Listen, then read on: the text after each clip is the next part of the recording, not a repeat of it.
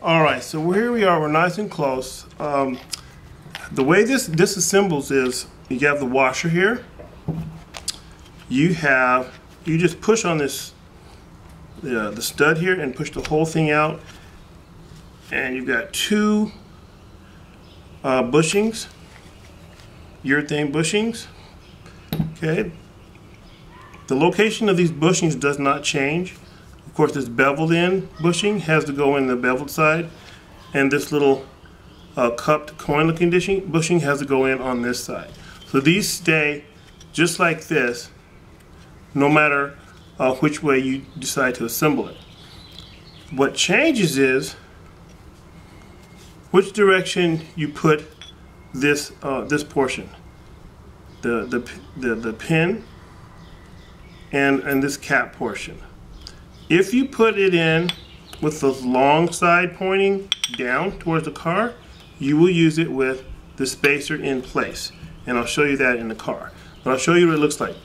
You just put this pin right in through here, okay, and it'll look just like this.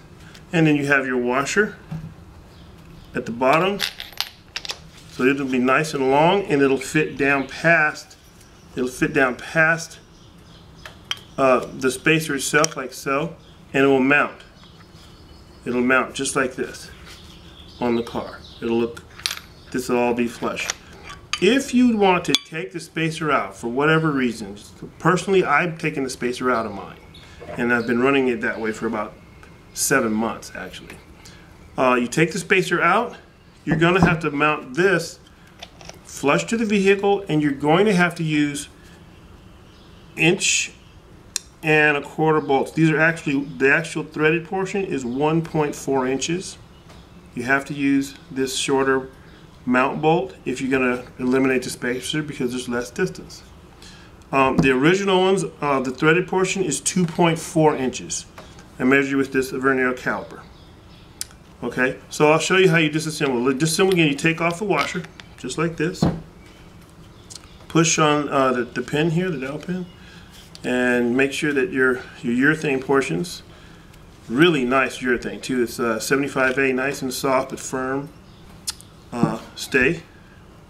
Then you turn it over, and you put the pin and the cap in this way, and there's the same distance, same amount of urethane, and then you put your washer on like so, and you have your square portion, and then you can mount it just like this without the spacer. So we're going to go over to the car now, and we're going to see what it looks like mounted with and without the spacer.